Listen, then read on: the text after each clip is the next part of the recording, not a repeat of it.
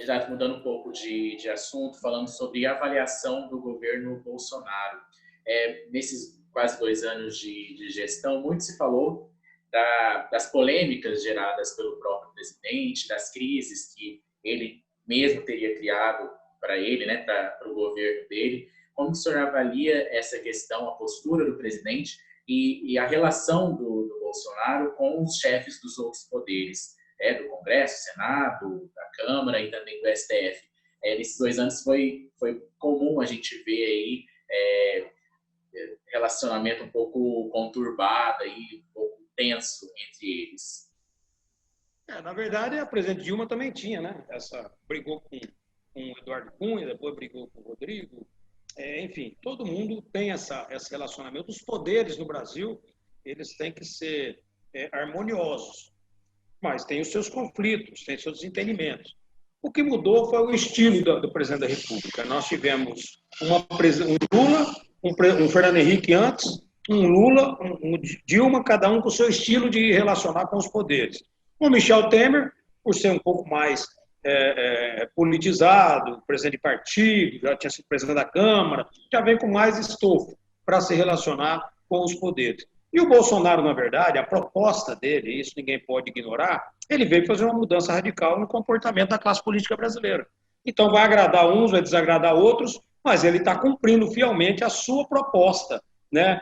Alguns não vão concordar, algumas coisas podem pensar que é exagero, mas ele está cumprindo a sua proposta de fazer uma mudança radical no relacionamento que existe entre os poderes. O presidente da Câmara, Rodrigo Maia, já teve um momento de desconforto, mas aprovou tudo que o Bolsonaro mandou para a Câmara. O presidente Davi Alcolumbre do Senado teve vários momentos de desconforto, mas também aprovou tudo, e eu acho que o mais importante era a Previdência. Quem imaginava aprovar uma Previdência com 6 meses de mandato, como foi, sem nenhum barulho, sem ninguém ir para a rua, sem nenhum movimento sindical, sem nada, aprovou a reforma da Previdência. Então, há sim um avanço, uma mudança de comportamento. Agora, toda mudança existe conflito, toda mudança existe desgaste, desconforto, mas eu acho que o Brasil experimentou muito tempo um estilo de governo e agora está experimentando um outro estilo de governo. E a democracia é isso. A democracia ela é maravilhosa devido a isso. Eu acho que a correção aí não está nem na questão do comportamento. Nós precisamos mudar algumas regras na legislação brasileira para entender o que são os poderes. Né? Nos Estados Unidos, para o presidente nomear um ministro da Educação, precisa o Senado aprovar. Aqui não. Então, existe aquela negociação que é peculiar da regra do Brasil. Não é isso? O presidente americano ele só pode vetar um projeto de lei integralmente, não parcialmente. O presidente brasileiro pode fazer apenas um item, 2 itens, e aí, com isso, ele consegue negociar com o Congresso. Então, é claro que tem uma diferença enorme do nosso sistema político com o sistema político dos países que a gente quer, às vezes, copiar. Não é a mesma coisa. O Brasil tem um sistema de presidencialismo aí que acaba sendo diferente dos outros, é de coalizão, ele precisa ter o apoio do Congresso Nacional e, obviamente, o STF acaba sendo esse árbitro. Onde que está o desgaste do STF? Está justamente quando o legislativo não funciona. Aí o STF assume o papel que não é dele, está errado, mas tem uma omissão. E vice-versa. Quando um dos poderes não funciona, o outro quer tomar conta. Aí que precisa rever essa nossa Constituição, na minha opinião.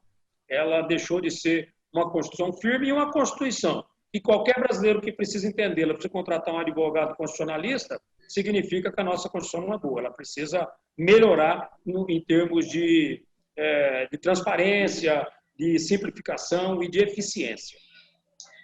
Candidato, o presidente Jair Bolsonaro tem experimentado aí um aumento na popularidade dele, né, nas pesquisas feitas por alguns institutos nacionais, e isso foi exatamente a partir do momento que ele começou a distribuir aí esse auxílio emergencial para milhares de brasileiros que foram atingidos com a crise da pandemia da Covid, né? E também existe dentro do governo uma intenção de dar uma nova roupagem a programas assistencialistas de distribuição de renda, que foram marcas dos governos petistas, né, do Lula e da Dilma. Tem Minha Casa Minha Vida, que agora é Casa Verde e Amarela, tem também Bolsa Família, que é a renda cidadã. Como o senhor analisa isso, essa tendência a ir mais para o populismo mesmo, para o assistencialismo? É um caminho correto? O presidente está certo em fazer isso? Algo que sempre criticou? Na verdade, são momentos, né? Quem cria, né, na história da política mundial e na economia, quem cria essa transferência de renda é a social-democracia. É isso lá ainda em 1700, 1800. Não é inovação, não é novidade para essa geração. E quando cria isso na social-democracia, você entende que, às vezes, tem uma parte da população que precisa ser socorrida. Foi quando foi criado o Bolsa Escola, o Vale Gás, ainda na era de Fernando Henrique. O PT vem, junta tudo isso num pacote só e ele fecha a porta de saída. Ele mantém isso como algo permanente para a pessoa receber para o resto da vida, né? Agora, o presidente Bolsonaro, dentro dessa crise, sabendo que o Bolsa Família é algo quase impossível de encerrar, nem pode fazer isso, que ainda tem muita gente precisando de oportunidade. A desigualdade regional cresceu muito de 2014 para cá, então isso precisa ser resolvido para dar oportunidade para as pessoas. Então, quando vem com a renda cidadã, é uma novidade. Eu vi construir isso, o ministro Rogério Marinho, que acabou fazendo essa roupagem. Eu tenho uma relação pessoal com o ministro, que foi do meu partido, eu fui líder dele. Então, tem essa relação. Eu vi ele construir isso exatamente com a ideia de tentar fazer algo mais acelerado, mas com a ideia da porta de saída. Então, esse debate, eu acredito que vai ter. É algo que não tem governo de direita ou de esquerda que vai conseguir romper com isso, enquanto o Brasil, de fato, não ir onde precisa ir, cirurgicamente no problema.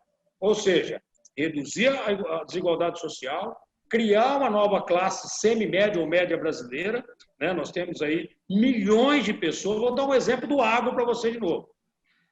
84% da renda da agricultura brasileira, da agropecuária brasileira, está na mão de 10% apenas. E quando você fez a pergunta a primeira vez, eu te respondo com mais uma frase aqui. Eu sou candidato desses outros 90% do agro, que precisa de políticas públicas, né? Mato Grosso, 85% do que come vem de outro estado. Então, é para esse que tem que existir. Então, essa concentração de rendas na mão de poucos é que precisa socorrer. Agora, só vai acabar com políticas públicas. Enquanto não tem, precisa socorrer com programas de transferência de renda, como é o caso aí da roupagem de Bolsa Família ou de outros, para ir socorrendo aquelas famílias que realmente não têm nem o que comer, às vezes. Candidato, em relação ao Renda Cidadã, existe uma questão muito prática, que é de onde sai esse dinheiro, né? A proposta inicial, ela é polêmica, enfim, e não agradou ninguém, que seria tirar o crédito, né? O dinheiro de crédito de pagar os credores, e isso gerou um incômodo e reação imediata na Bolsa de Valores, né? De onde o governo vai tirar, afinal de contas, sem criar um novo imposto e sem mexer nos gastos com educação e saúde, que a gente já vive uma situação de calamidade em algumas regiões? Na minha opinião, já respondi ali atrás, sem ser essa pergunta. É exatamente na reforma administrativa, na redução da máquina pública. Começa tudo por aí. Tem muitos gastos desnecessários no serviço público brasileiro. Não é só no executivo, judiciário, no executivo federal, no executivo estadual, municipal, um exagero, gasta dinheiro de qualquer jeito, com qualquer coisa. Um secretário de Estado ou um ministro resolve que tem que lançar uma obra lá no Araguaia. Já pega um avião, já contrata a tenda, a água, o som para lançar uma estrada.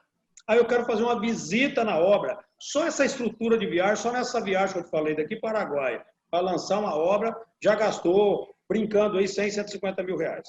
Então, na verdade, o que precisa no Brasil é olhar o detalhe. A reforma administrativa e levar a sério que dinheiro público e gasto público, você tem que cortar toda semana, não tem que aumentar ele.